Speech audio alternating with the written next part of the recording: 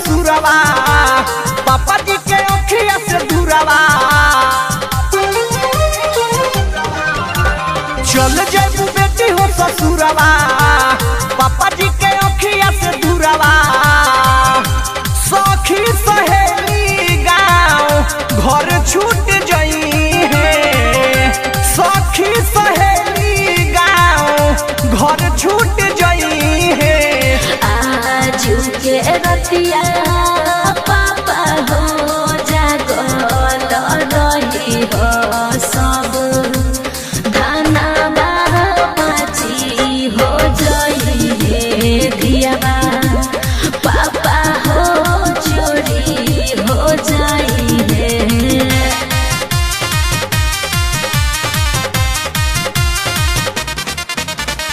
Ambe recording studio Delhi.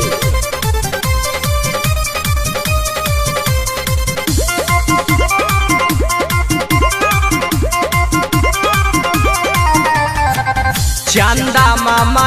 रे आव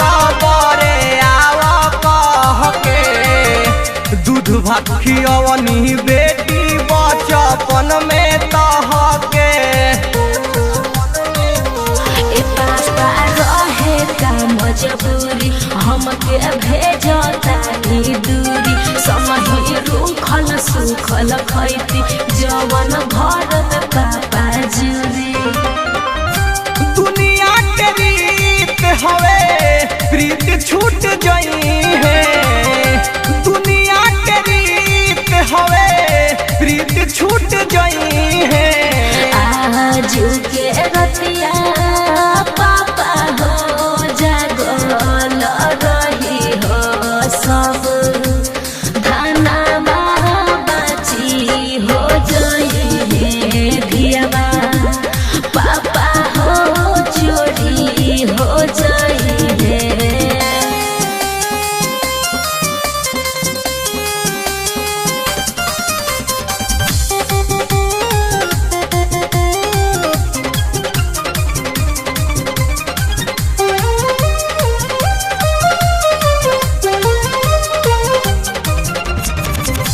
विधि के विधान केहू कैसे मिटाई कुहू के करे जा कैसे डोलिया चढ़ाई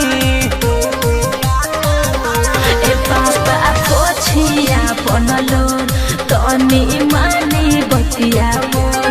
भैया भौजी चाचा चाची अपन दिल करी कठोर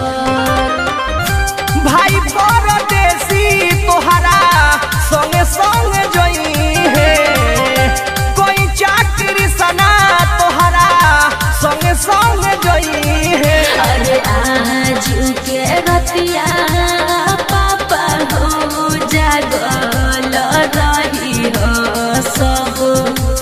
धाना बाची हो जई है दियावा